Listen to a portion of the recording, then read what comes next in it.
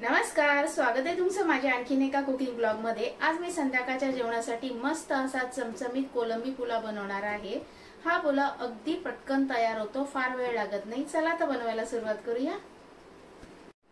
कोलंबी पुलावासाठी लागणारं साहित्य बघून घेऊया। मी इथे एक मीडियम साईजचा कांदा अगदी बारीक चिरून घेतलाय। त्यानंतर छोट्या साईजचा टोमॅटो तोही बारीक चिरून घेतलाय।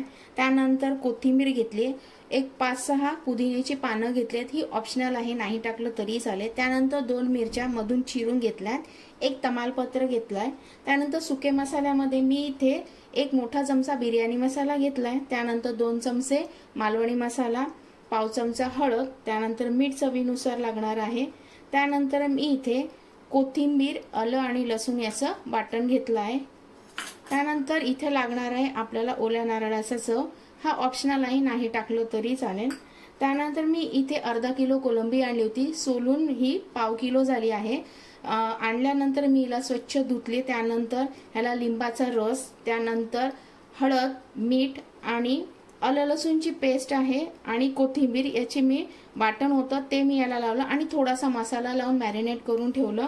त्यानंतर मी इथे बासमती तांदूळ घेतला आहे, हा मी अर्धा तास आधी भिजत टाकला होता।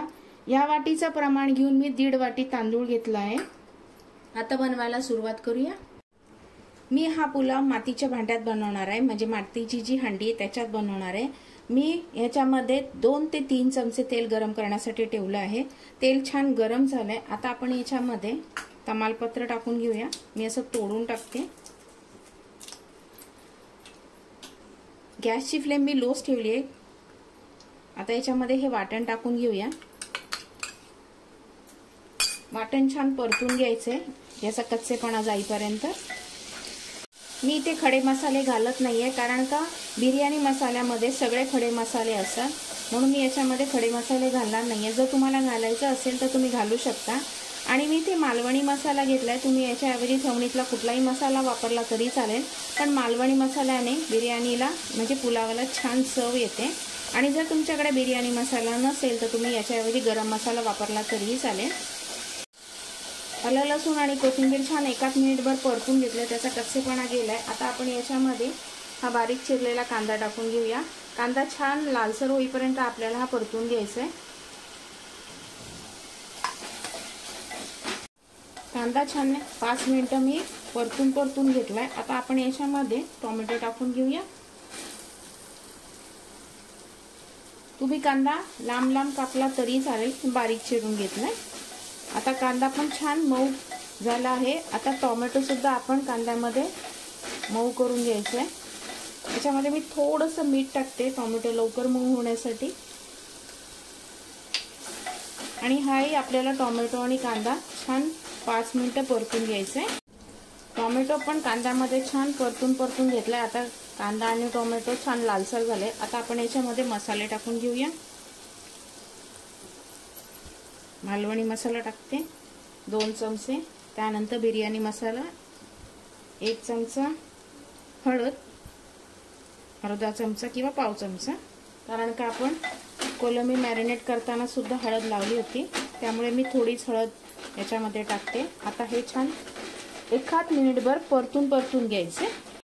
1 मिनिटभर मी मसाले छान परतून घेतलेत। आता आपण याच्यामध्ये ही कोलंबी आहे ती टाकून घेऊया। अगदी हलक्या हाताने आपल्याला ही मिक्स करून घ्यायची।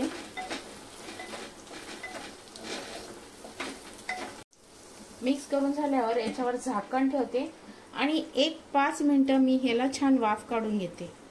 5 मिनिटं छान वाफ काढून घेतले। आता झाकण काढूया आणि आपण या मिरच्या मधून चीर देऊन घेतल्या होत्या त्या टाकून घ्यायच्या। त्यानंतर पुदिना असा तुकडे करून टाकते, थोडीशी कोथिंबीर मिक्स करायचे आणि हा जो तांदूळ भिजत टाकला होता तो सुद्धा टाकून घ्यायचा आहे। मी हा पुलाव 2 लोकांसाठी बनवते आणि अगदी हलक्या हाताने आपल्याला हा तांदूळ मिक्स करून घ्यायचा आहे, कारण का भिजत टाकला होता तर तांदळाचे तुकडे पडतील, म्हणून हा अगदी हलक्या हाताने आपल्याला मिक्स करून घ्यायचा आहे। तांदूळ छान मिक्स करून घेतले। आता आपण याच्यामध्ये पाणी टाकून घेऊया। मी इथे 3 वाटी पाणी घेतलंय, गरम पाणी आहे, तेच टाकते आहे। मिक्स करायचंय आणि याच्यामध्ये मीठ सुद्धा मी आत्ताच टाकून घेते, कारण का अजूनपर्यंत मी मीठ टाकलं नव्हतं, फक्त कोलंबी मॅरिनेट करताना मीठ टाकलं होतं. त्या अंदाजाने आपण याच्यामध्ये मीठ टाकून घ्यायचंय, मिक्स करायचंय. पुलावला छान उकळी आली आहे गरम पाणी टाकल्यामुळे लगेचच. आता तळापासून छान ढवळून घ्यायचं आहे. गॅस अगदी बारीक करायचा आहे, झाकण ठेवायचंय आणि भात पूर्ण शिजवून घ्यायचा आहे, म्हणजे पुलाव शिजेपर्यंत वाट बघायची. 7 मिनिटं मी पुलाव छान शिजवून घेतला आहे. आता उघडून बघूया, पाणी सगळं आटलं गेलंय. आता याच्यामध्ये आपण ओलं खोबरं टाकून घ्या. हे ऑप्शनल आहे, नाही टाकलं तरीही चालेल. त्यानंतर थोडीशी कोथिंबीर अगदी हलक्या हाताने मिक्स करायचंय. आपला कोलंबी पुलाव तयार आहे. आता मी काढून घेते. संध्याकाळच्या जेवणासाठी चमचमीत असा कोलंबी पुलाव बनवून तयार आहे. खूप सुरेख लागतो हा कोलंबी पुलाव आणि सोबत कोलंबीचंच कालवण सुद्धा मी ठेवलं आहे.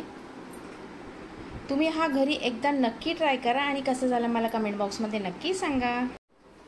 कोलंबी पुलाव बनवून तयार आहे. खूप सुरेख दिसतो आणि खायलाही खूप टेस्टी लागतो. तुम्ही हा संध्याकाळच्या जेवणात बनवू शकता.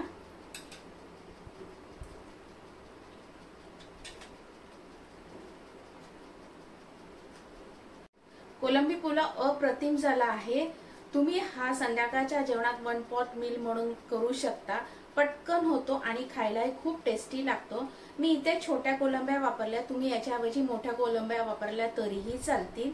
तुम्ही हा घरी एकदा नक्की ट्राय करा आणि कसं झाला मला कमेंट बॉक्समध्ये नक्की सांगा. जर तुम्हाला माझे कुकिंग ब्लॉग आवडत असतील तर लाईक नक्की करा. पुन्हा भेटूया अशा छानशा कुकिंग ब्लॉग बरोबर. तोपर्यंत धन्यवाद.